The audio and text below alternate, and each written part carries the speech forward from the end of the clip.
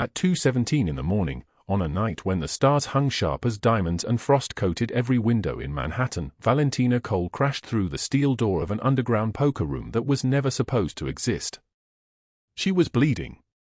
The gash across her temple ran from hairline to cheekbone, dripping onto the green felt table in slow, steady drops. 29 years old, but exhaustion and fear had aged her into something that looked closer to 45. Her black and white maid's uniform hung torn and singed, the fabric still warm from the fire that had consumed everything she owned 3 hours ago. Her dark hair clung to her pale face in matted strands. One hand trembled as she gripped a single photograph. The other hand held $17 in crumpled bills. The room froze. Cigar smoke hung suspended in the air like a ghost refusing to leave. 8 men in dark suits around the mahogany poker table went absolutely motionless. Their hands hovered above stacks of cash. The chips stopped spinning. At every door, armed guards tensed, fingers moving toward triggers beneath their jackets. At the head of the table sat Lucian Moretti. He was 38 years old, built like someone carved from stone and then dressed in a black 3-piece suit that cost more than Valentina earned in 6 months. His dark eyes were penetrating, intelligent, the color of a storm before it breaks. A scar ran from the corner of his left eye to his jawline, thin as a blade, a permanent reminder of a war people whispered about but never named. A gold watch caught the light on his wrist. His hands were large, capable, the hands of someone who had built an empire and would destroy anything that threatened it. Those hands went still. His dark eyes locked onto the bleeding woman who should not exist in this room, who had no right to breathe the air of his world. Valentina's breath came in gasps. Her legs barely held her upright. "I'm sorry," she whispered, her voice trembling like a candle in the wind. "I didn't know where else to go. The building is on fire. Everything is gone. I have nothing. I have nobody." Before anyone could move, before the guards could reach her, she collapsed. Her body hit the floor with a sound like a sack of flour dropped from a height. The photograph skittered across the polished floor. The $17 scattered. In that moment, as Valentina Cole lay unconscious on the ground, every man in that room understood that something extraordinary had just happened. Something that would change everything. But what Valentina did not know was that 3 months earlier, on a frozen winter night inside this very mansion, she had saved the life of a child who was not supposed to be alive. A child who belonged to the man now staring at her body. And that man had been searching for her ever since, moving through the city like a hunter with a single target. Before we continue, drop a like if this story hits you. Share it with someone who needs to hear it and subscribe so you don't miss what's coming tomorrow. Now let us go back to the beginning, to the day everything fell apart. To the day Valentina Cole became invisible. 3 months earlier. The November rain hammered against the windows of the Brennan restaurant at 5 in the morning. The city was still sleeping. The streets were empty.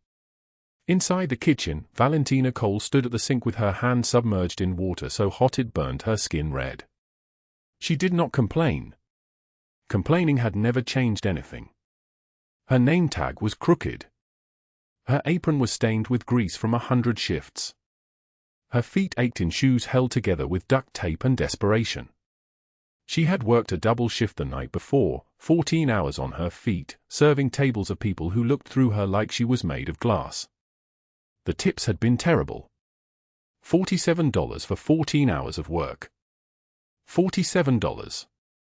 She had to count it twice because she could not believe it was true.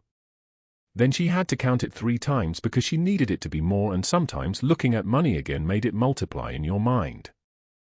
It did not multiply. The restaurant owner, Harold Brennan, was a man of 53 years with a belly that hung over his belt and hands that reached for things that did not belong to him. He had pale eyes and thin lips and a way of standing too close to the waitresses while he talked. His voice was always slightly too loud, his laugh always slightly too cruel.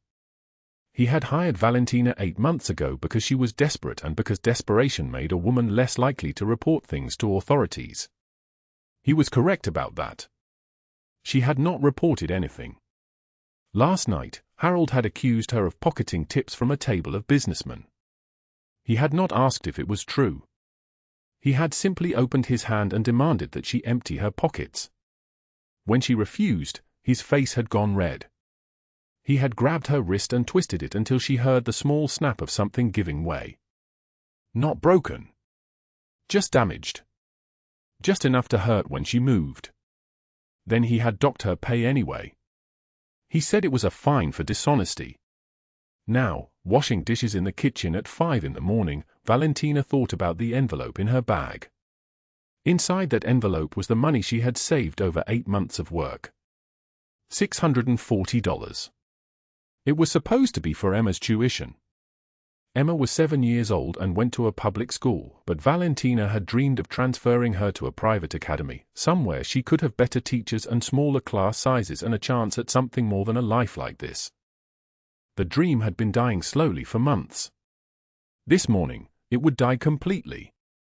The apartment building where she and Emma lived was in a neighborhood that fire inspectors never visited. The hallway smelled like mold and old cooking. The radiator in their apartment had stopped working in October. There was a crack in the wall that ran from floor to ceiling like a lightning bolt. The landlord had ignored 3 requests for repairs. He had said that if she did not like the apartment, she could leave. She had nowhere else to go. At exactly 6:45 in the morning, Valentina finished the dishes, dried her hands on a towel, and went to clock out. Harold was standing by the time clock with his arms crossed. He was chewing gum with his mouth open, the way he always did when he was about to do something cruel. "Your daughter," he said, not looking at her. "Emma. That's her name." Valentina's entire body went cold. The words came out of her throat like broken glass. "Don't talk about my daughter. She's 7 now, right? Beautiful kid. I've seen her picture on your locker. If you touch her," Valentina said, her voice steady as steel despite the terror blooming in her chest, "I will kill you. I will find a way. It will be the last thing I ever do." Harold smiled. It was the smile of someone who had never encountered a consequence in his life. "You're fired," he said. "You stole from me. I have witnesses. You can pick up your final paycheck tomorrow, and it will reflect the fines I'm charging for the theft and for breaking my dishes and for poor performance and for insubordination. You're owed approximately nothing." Valentina stared at him. She did not move. She did not speak. Behind Harold, through the kitchen window, she could see the morning sun rising over the city. She walked out of the restaurant without her final paycheck. She did not take anything that belonged to the restaurant. She did not slam the door. She walked into the cold November air and she walked toward her daughter. Emma was still asleep when Valentina unlocked the apartment door. The child was curled up on her half of the bed they shared, her small body under a quilt that had been her grandmother's. Emma had her mother's dark eyes and her father's stubborn chin, though Valentina tried not to think about Emma's father anymore. He had left when Emma was 2 days old. He had texted that he wasn't ready to be a dad and then changed his phone number. She had been raising Emma alone for 7 years. Valentina sat on the edge of the bed and looked at her daughter's sleeping face. This was the moment when she was supposed to be strong. This was the moment when she was supposed to have a plan. But Valentina had no plan. She had only survival, and survival had finally run out. Her phone buzzed. A text from an unknown number. "I heard about the restaurant. There's work available. Domestic cleaning. $7 an hour, under the table, 12-hour shifts. The mansion on the Upper East Side. You interested?" Valentina did not know who had sent the message. She did not care. She texted back yes. That was how she became invisible. The apartment was dark when Valentina's eyes opened. Not the comfortable darkness of early morning, but the suffocating darkness of a place where sunlight had forgotten to visit. She lay still on her half of the mattress, listening to Emma's breathing beside her, shallow and even, the sound of a child who had learned to sleep through hunger. The clock on the wall read 5:43 in the morning. She had $17 in her pocket. $17 to last until Friday, which was 5 days away. Emma needed new shoes. The one she was wearing had a hole in the heel that Valentina stuffed with newspaper every morning. The newspaper was getting harder to find now. Valentina rose without making a sound. She had learned to move like smoke, like a woman made of silence.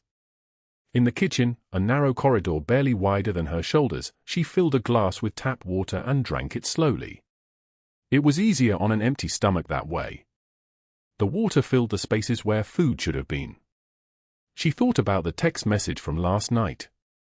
$7 an hour. 12-hour shifts.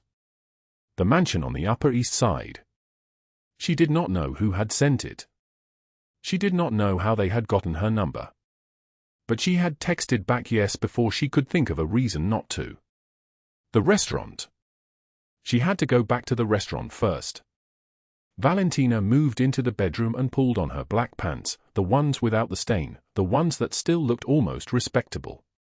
She braided her dark hair and twisted it into a knot at the base of her neck. In the mirror, she saw a woman who was 28 years old but looked 40. The restaurant job had done that. 2 years of double shifts, of hands that never fully healed from the heat of the kitchen, of a body that had stopped sleeping properly sometime around month 6. She left a note on the pillow for Emma. Gone to work. Mrs. Rodriguez will bring you breakfast. Be good. Mama loves you. She drew a small heart at the bottom, even though her hand was shaking. The November cold hit her like a fist when she stepped outside.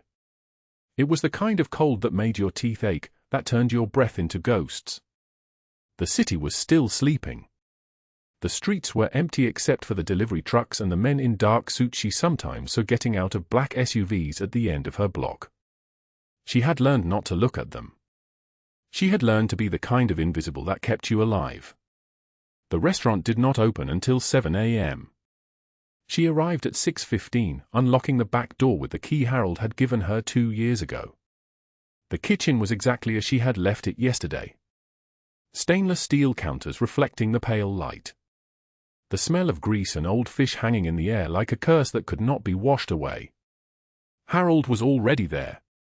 He was in the back office, sitting at a desk that was too large for the room, a desk he had bought with money stolen from the register.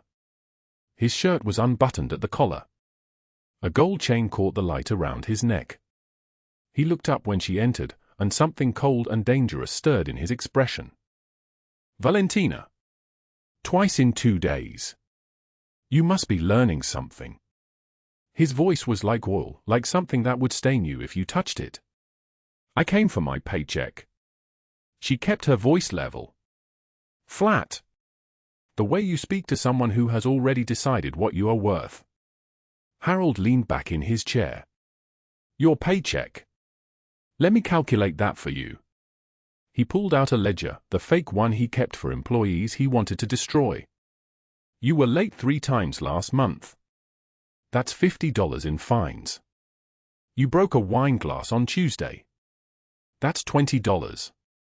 The tips from last night, which I collected from your register, those belong to the restaurant, as you know.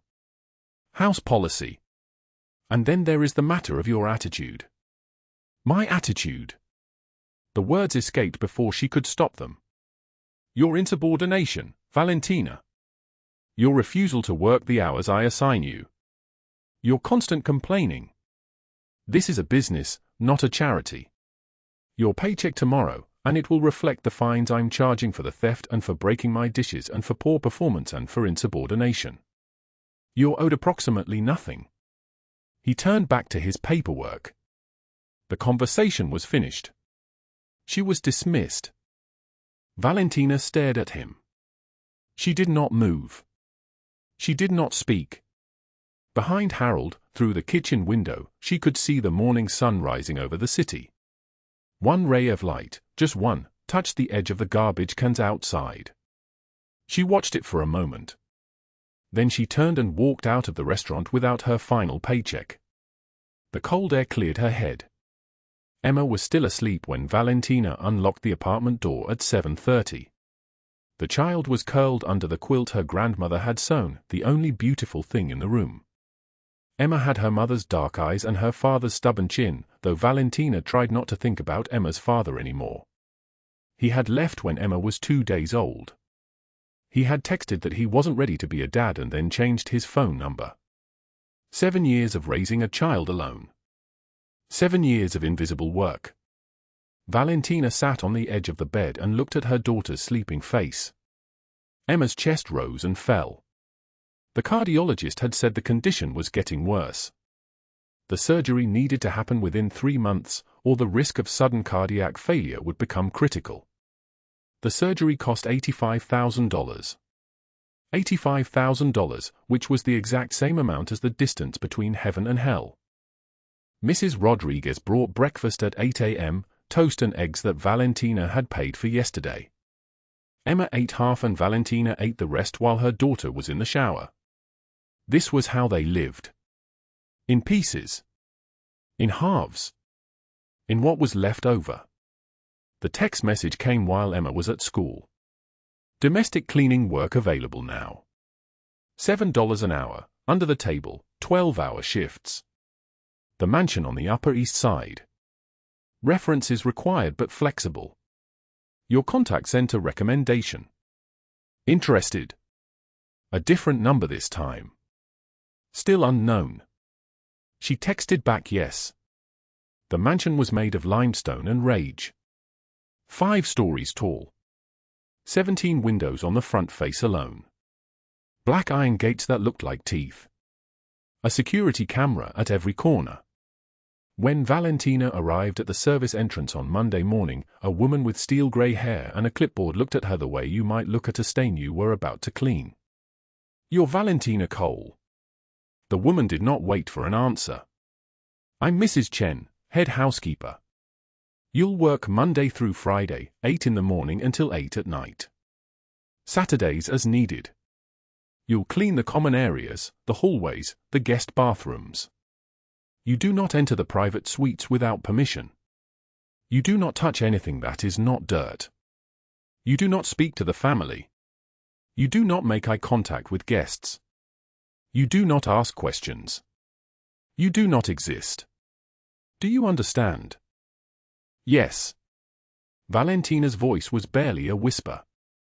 "Good. Your first day you'll shadow Maria. She'll show you where the cleaning supplies are kept. The pay is $70 a day, cash, paid on Friday.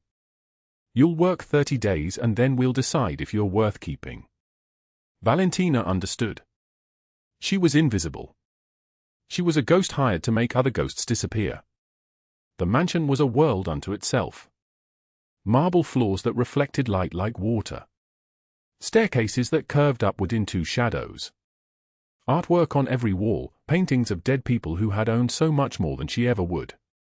The air smelled like furniture polish and expensive perfume, like money had a scent. On her 3rd day, she overheard Mrs. Chen talking to another maid in the hallway. They did not see her. She was cleaning the baseboards on the landing, and their voices floated down from the 2nd-floor corridor. "The twins," Mrs. Chen was saying. "Mr. Moretti had them by his first wife. Born 2 years ago, and they came out paralyzed. Both of them. The doctors said it was nerve damage during the birth. They're in the 3rd-floor nursery." He had specialists flown in from Switzerland, from Boston, from every place you can imagine. Nothing worked. The boys will never walk. Never stand. Never run. He doesn't speak about them. The door to that nursery is always locked. The other maid made a sound of sympathy. "Poor children. Poor man." "Poor children, yes," Mrs. Chen said. "But he's a Moretti. The Morettis don't let sadness stop them. They let it shape them into something harder. That's why he's the most feared man in this city." Valentina did not know much about Lucian Moretti then. She knew he was the owner of the mansion. She knew his men came and went in expensive suits and black overcoats. She knew that when he walked through the hallways, the air changed temperature. But she did not know that one of his twin sons was named Marco and the other was named Dante. She did not know that Marco had his mother's eyes, and Dante had his father's rage at being trapped in a body that would not obey. She did not know that on a frozen night 3 weeks later, everything would change. It was 11:41 in the evening when she heard the sound. Valentina was on the second floor, delivering fresh linens to the guest suites. The mansion was quiet. The kind of quiet that feels alive, that seems to breathe. She was moving down the hallway with an armful of white sheets when she heard it, a child gasping for breath. Not a scream. Not a cry. Just desperate, choking sounds, the sound of lungs that could not find air. The sound was coming from behind a door marked Guest Suite B. Without thinking, without weighing the consequences, Valentina dropped the linens and pushed open the door. A small girl was on the bed, maybe 5 or 6 years old, with her father's dark eyes and her mother's blonde hair. Her face was turning purple. Her hands clawed at her throat. Emma, Valentina breathed, recognizing the name from a photograph she had seen on Mr. Moretti's desk. Emma, I need you to listen to me. The girl's eyes locked onto hers. Valentina had learned the Heimlich maneuver from a first aid video on a borrowed phone at the library. She had watched it 3 times. She had practiced it on a pillow. She had never thought she would actually use it. She positioned herself behind the child and pressed upward, sharp and precise, her hands finding the soft place just above the girl's belly button. The object, a small piece of candy, hard and round, shot out of the child's mouth and skittered across the hardwood floor. Emma gasped. Her lungs filled with air. She coughed, and her small body shook with the force of it. It's okay, Valentina whispered, though her hands were shaking so badly she could barely hold the child steady. It's okay now. You're okay. Emma turned and buried her face in Valentina's chest. The child's heart was racing, a rhythm that seemed too fast, too fragile. Valentina held her and waited for someone to come, for someone to ask questions, for her to be discovered. But no one came. After 5 minutes that felt like 5 centuries, Emma's breathing steadied. The child pulled back and looked at Valentina with an expression that was too old for her age. Everyone else leaves, Emma said quietly. I do not want you to leave. Valentina did not answer. She could hear footsteps in the hallway below. Heavy footsteps. Men's voices. She placed the child gently back on the bed and turned to the door. Will you come back? Emma's voice was barely audible. Valentina looked at the girl one more time. Then she slipped out of the room and disappeared back into the shadows where invisible women belong, leaving behind only the memory of hands that had saved a life and a small girl's prayer that somehow they might return. The apartment door hung open, its hinges groaning in the November wind. Inside, nothing remained but ash and the ghost of what had been. Valentina Cole stood in the hallway, her maid's uniform singed black along the left sleeve, her temple bleeding where a falling beam had caught her. She held one thing, a photograph, somehow spared from the fire's hunger.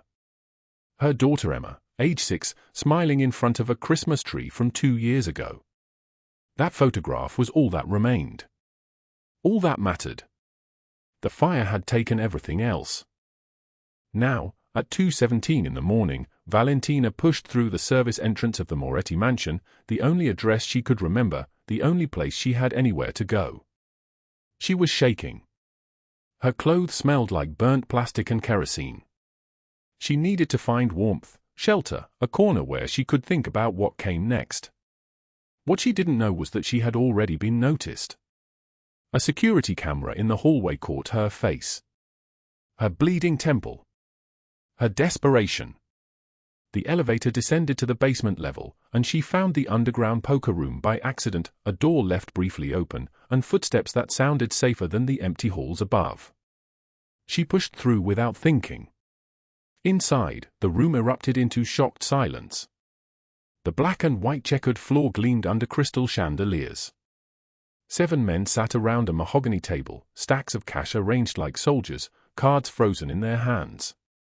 At the head of the table sat Lucian Moretti, 42 years old, his tailored charcoal suit perfectly pressed, his white shirt open at the collar revealing a chest marked by age and power. His dark eyes were storm grey, penetrating, and across his left cheekbone ran a scar like a blade drawn by fate.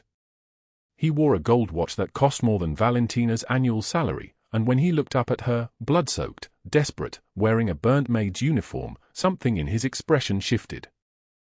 Tony, his lieutenant, shifted in his chair. Pietro did the same. Neither man had ever seen Lucian Moretti's face change. Valentina tried to back away. "I'm sorry.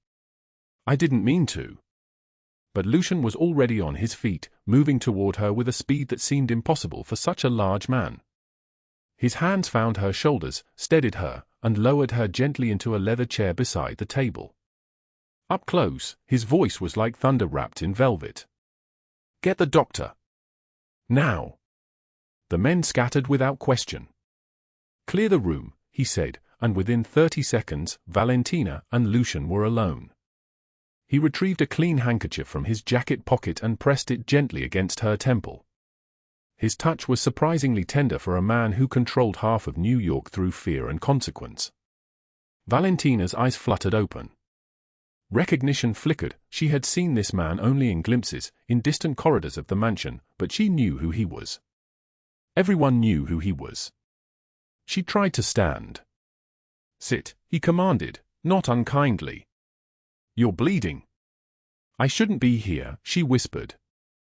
"I'm sorry. I just needed," her voice cracked. The exhaustion, the shock, the loss of everything suddenly hit her at once. Her legs gave way. Lucian pulled a chair close and sat beside her, keeping the handkerchief pressed against her wound. "What happened?" She told him everything. The fire at 11 p.m. The electrical failure. The building consumed in minutes. She'd been in the stairwell when it started, had run down 13 flights with nothing but the clothes on her back and the photograph. The $17 in her pocket. Her daughter Emma was safe, staying with a neighbor 2 blocks away, but now what? Where would they sleep? How would she afford the surgery Emma needed, the $85,000 operation scheduled for next spring? How would she even keep her job after disappearing? Lucian listened without interrupting. His men, watching from the hallway through the frosted glass, exchanged looks they could not explain. In 15 years of working for him, they had never seen him sit beside anyone like this, his entire body angled toward a woman, his attention absolute. "Why didn't you tell anyone what you did that night?" Lucian asked quietly. Valentina's confusion was genuine. "What night?" "The night you saved Emma. 3 months ago." The marble in her throat. The Heimlich maneuver. She went rigid. "You knew." "I watched the security footage 300 times, Lucian said, and his voice carried the weight of a confession. "I watched a poor woman risk everything for a child who wasn't hers. And then I watched you disappear before I could thank you." He paused, letting the weight of that moment settle between them. "I had been waiting for you to come back. And then you did." Valentina shook her head slowly, understanding dawning like a terrible sunrise. The prayer card. The worn saint with soft edges. That had been him. But why? Why would a man like Lucian Moretti concern himself with a maid? "You have a daughter too," Lucian said, not a question. "Her name is Emma." "How did you?" "Tell me about her." Valentina's voice fractured. "She's 6. She has a heart condition. Hypertrophic cardiomyopathy. The doctors say she needs surgery. $85,000.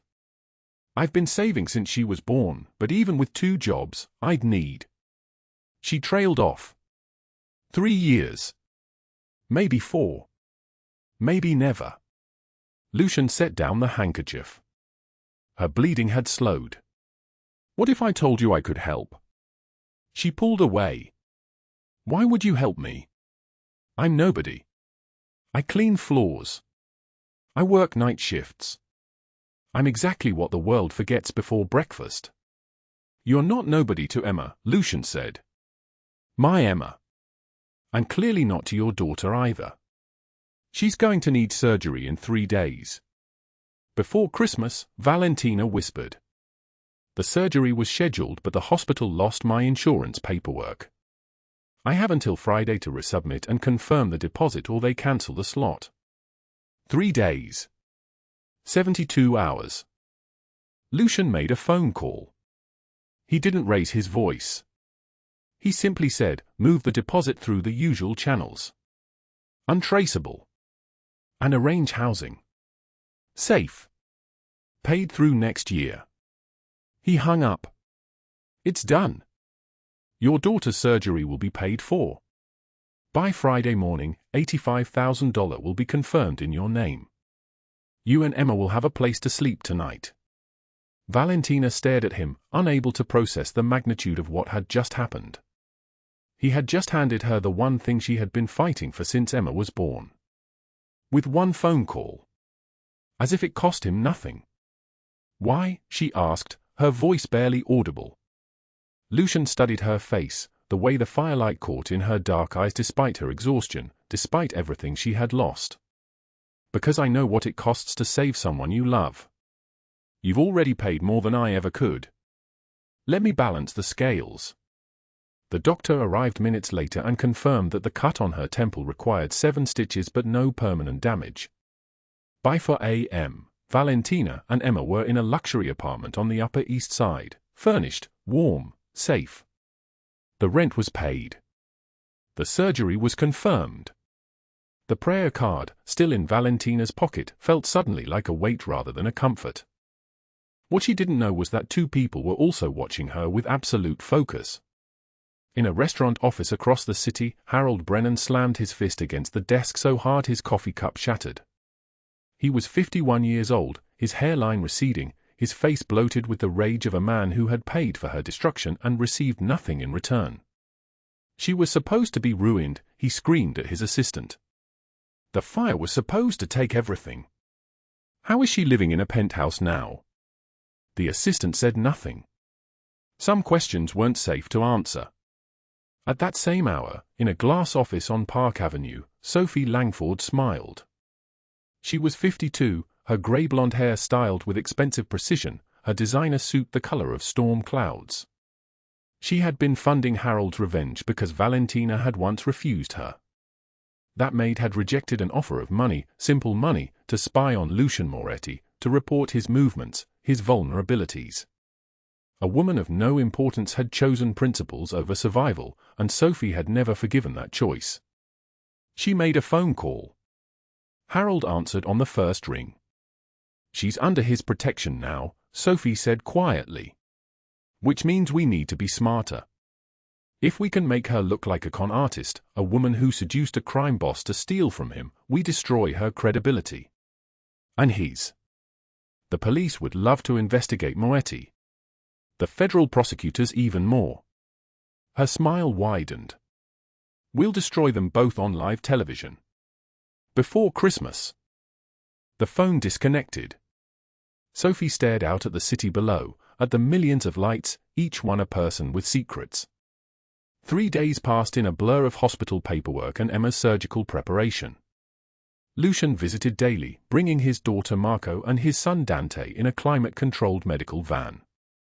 The twins were 2 years old, beautiful and silent, their tiny bodies unresponsive from the waist down. Spinal cord damage from a prenatal injury, permanent paralysis, no hope. Valentina watched them with her whole heart breaking. She began to visit the twins daily after Emma's surgery. Emma recovered quickly, her new heart strong, her color returning. But Marco and Dante consumed Valentina's attention. She read to them. She massaged their legs with gentle persistence. She believed, fiercely and irrationally, that something could change. 6 weeks later, at 3:41 in the morning, Marco's left toe twitched. Valentina froze. She did it again, tickled his tiny foot with the gentleness of prayer. Another twitch. This time Dante responded too, both children's toes moving in an impossible symphony against fate itself. She screamed for Lucian so loudly that the entire household came running. He stood in the doorway, watching Valentina cradle his paralyzed sons as they moved their feet, their ankles, their knees. The doctors had no explanation. Nerve regeneration didn't happen. Not at this level. Not this fast. But Valentina's 6 weeks of daily massage, daily stimulation, daily fierce belief had somehow awakened something dormant in their nervous systems, had rewired what medicine said could not be rewired. Within 3 months, Marco took his first assisted steps. Then Dante. Lucian watched Valentina lift Marco into her arms, both of them crying, and he understood that he had fallen in love not with the idea of gratitude, but with the actual substance of this woman, her refusal to accept the world's verdict of impossible, her capacity to save children who weren't hers, her quiet conviction that love could reshape fate itself. But what Lucian didn't know, what no one knew, was that Sophie Langford had been recording everything. Every moment of tenderness. Every payment. Every impossible recovery. She was building a case, a narrative, a weapon.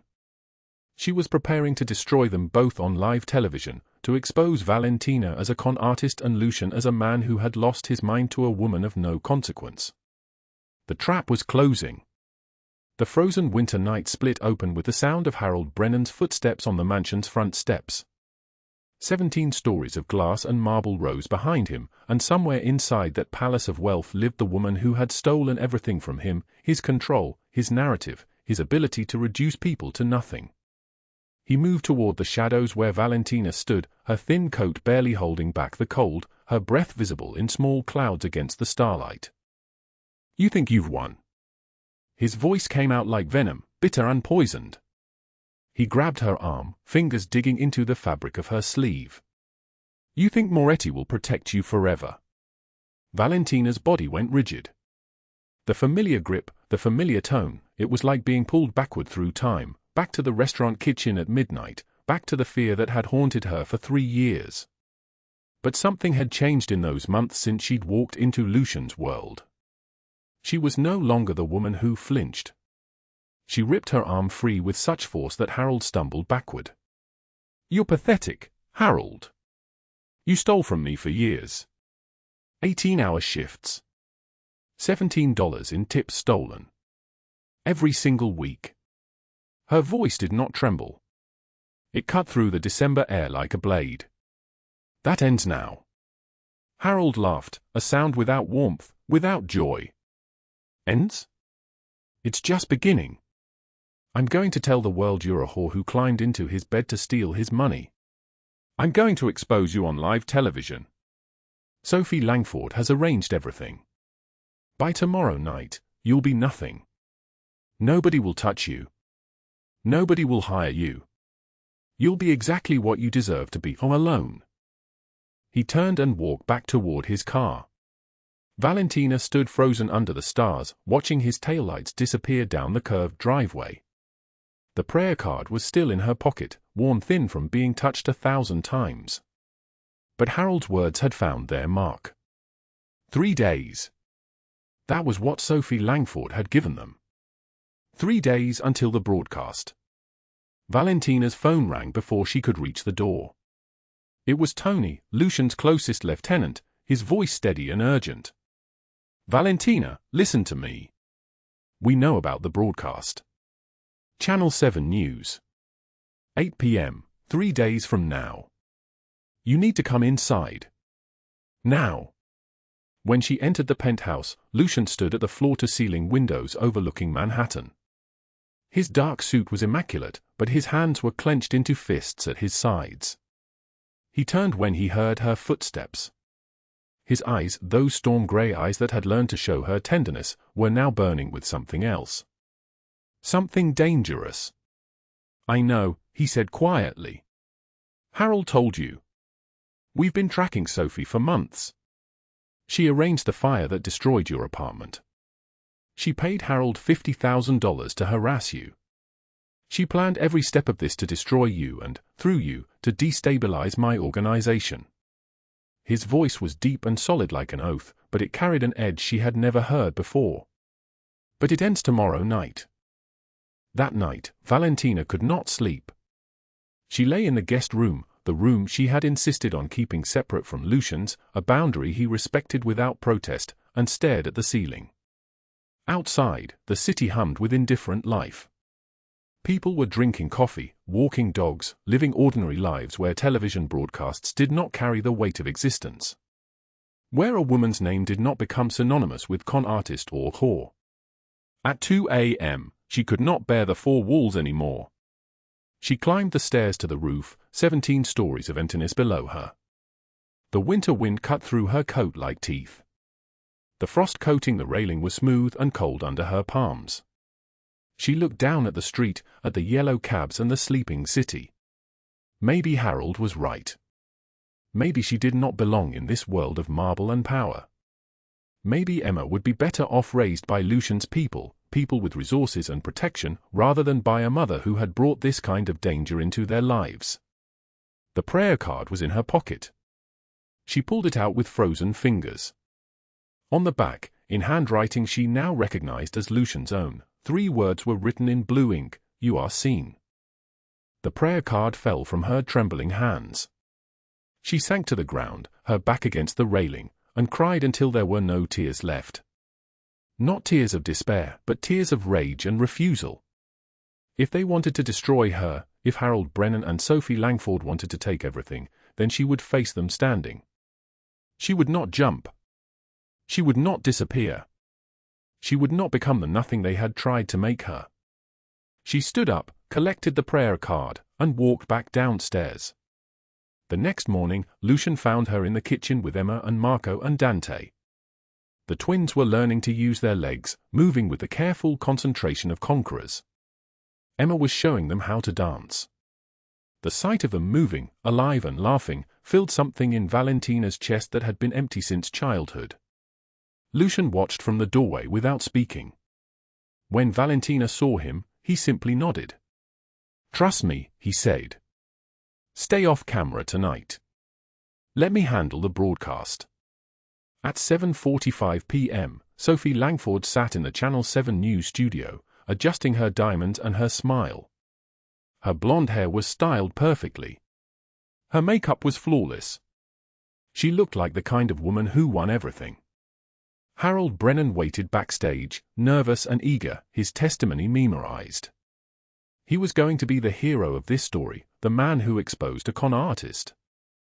The newsroom was quiet except for the soft beeping of equipment and the low murmur of producers checking their monitors. At 7:59, the host took his seat. Sophie opened her compact mirror one final time. At 8:16 p.m. exactly, the studio doors burst open. 12 men in black suits moved like ghosts, silent and lethal as death itself. Tony and Pietro led them, their expressions cold and businesslike. They came not with weapons raised but with the kind of authority that made producers shrink into their chairs. Security moved to stop them, but one glance from Tony sent them backing away. Lucian Moretti walked into the studio as if he owned it. He wore a cashmere coat that cost more than Valentina's entire apartment, and his presence filled the room like a storm that could not be contained. Every eye followed him. The host stood up, confusion flooding his face. "We are not here for violence," Lucian said, his voice calm and cutting through the chaos. He handed the host a USB drive. "Play this." The control room scrambled. Producers looked at each other in panic, but the host had no choice. The live broadcast was already rolling. Millions of viewers watched as the footage began to play. First came the security tapes. Harold Brennan, night after night, stealing tips from Valentina's apron. Stealing from 6 other employees. Pocketing money that was not his. His face was recorded in perfect detail as he laughed about it, as he counted the money in the restaurant office. Then came the audio. Harold's voice, unmistakable and cruel: "She'll never report me. She's too scared. Illegal or not, she won't risk getting deported. She's got nothing." Then the financial records. Bank transfers from Sophie Langford to Harold Brennan. Exactly $50,000. And attached to each transfer, a note. "Keep her terrified. Keep her isolated. By next spring, I want her completely destroyed." The text messages appeared on screen next. Sophie's own words: "Set the fire for Tuesday. Make it look like an accident. She'll lose everything. Moretti will be forced to question her. By then, she'll be so desperate that public humiliation will be all I need. When I expose her on live television, he'll have no choice but to disown her. His empire will fracture. Harold Brennan's face on the broadcast showed the exact moment he understood that his plan had fractured instead. He collapsed into a chair backstage, trembling like a cornered animal. A producer left the camera rolling. Millions of viewers watched him break. I was just following orders, he begged to the camera, to the world. It was Sophie's idea. She paid me. She said if I didn't do it, she'd ruin me too. Please, I was just trying to survive. Sophie Langford lunged for the exit at the back of the studio. 3 FBI agents stepped forward, blocking her path. Their badges caught the studio lights as they moved. "What are you doing?" Sophie screamed. "Do you know who I am? I have lawyers. This is entrapment. This is illegal." Sophie Langford, the lead agent said, his voice official and final, "You are under arrest for arson, attempted murder, wire fraud, and conspiracy against a protected witness." The handcuffs clicked closed around her wrists on live television. 40 million viewers watched her being led out of the studio, her diamonds glinting, her perfect composure shattering into hysteria. The broadcast captured everything. There was no edited version. There was no way to spin it. Within an hour, the footage had been shared 5 million times. Within 3 hours, 20 million. By midnight, every news outlet in the country was running the story. The hashtag trended worldwide. Harold Brennan's face became synonymous with exploitation. Sophie Langford's name became shorthand for cruelty dressed in designer clothes. Justice was not delivered as death. Too quick, too easy, too merciful for people who had chosen destruction as their profession. Instead, justice came systematically. Harold Brennan was charged with wage theft across 8 years, extortion, conspiracy to commit arson, and attempted murder. He pled guilty to avoid trial. The judge sentenced him to 18 years in federal prison. His restaurant was seized. His assets were frozen and redistributed to his victims. He would spend the next 18 years in a cell, watching the world move on without him. Sophie Langford's downfall took longer because she had more to lose. FBI agents raided her Park Avenue office at dawn. They seized computers, documents, financial records. Lawyers turned on each other. Business partners abandoned her like rats fleeing a sinking ship. Her hedge fund collapsed within a week. Investors sued for fraud. The news cycle consumed her for 7 days straight, every detail of her cruelty exposed and re-examined and broadcast again. She was charged with arson, the apartment fire that could have killed Valentina and Emma, attempted murder, racketeering, and conspiracy. The evidence was overwhelming. Her own messages convicted her. The sentencing came 3 months later. 40 years in federal prison. Not 20. Not 30. 40 years, which for a woman of 62 meant death in a cell. The night after Sophie's sentencing, Valentina stood on the penthouse balcony with Lucian. The city spread out below them, millions of lights, millions of lives, and somewhere in that vastness, justice had taken root. Her hands were no longer trembling. The prayer card was still in her pocket, but she did not need to touch it to remember. "You are seen." The underground poker room was silent now. No smoke curling through the air, no cards being shuffled, no men in suits standing in corners waiting for orders. Just Valentina Cole and Lucian Moretti, alone beneath the city, with the weight of 3 months hanging between them like a blade wrapped in ice. The folder sat on the mahogany table between them. White. Unmarked. Innocent, looking for something that contained the architecture of her entire salvation. Valentina's hands trembled as she opened it. Bank statements. Receipts. Dates and amounts in careful columns. $47,000 for Emma's surgery. $22,000 for the apartment deposit and 3 months of rent. $2,000 per month for the last 90 days. Food delivery charges. Utility payments. A hospital bill stamped paid in full. She looked at the numbers and then at him. "This was you," she whispered. Not a question. A realization moving through her like a blade through water. All of it. Since the beginning. Lucian Moretti stood by the window, his tall frame silhouetted against the city lights, a coat of dark cashmere draped across his shoulders worth more than 3 years of her old salary. His face was carved from stone, but his eyes held something that had not been there the night she stumbled in, bleeding and desperate. Something that looked like it might break him if he moved too quickly. "From the night Emma stopped choking," he said. His voice was deep and solid like an oath. "You saved her when she was turning blue, when every second meant death, and you asked for nothing.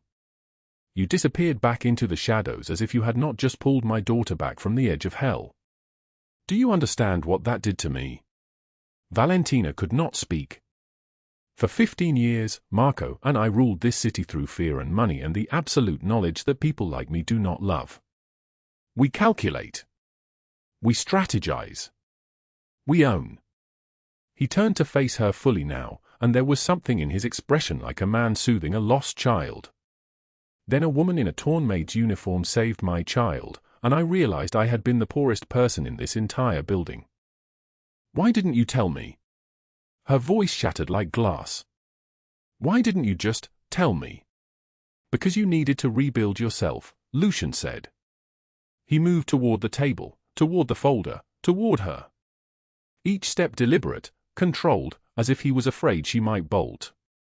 "Not be rebuilt by me. You needed to stand on your own 2 feet and remember that you were never nobody. You were always somebody. You just needed to know it." Valentina looked down at the bank statements again. 47,000. 22,000. Her entire impossible dream, funded by a man who moved through the world like a general surveying a battlefield. A man who had the power to destroy, but who chose, instead, to build. "The twins," she whispered.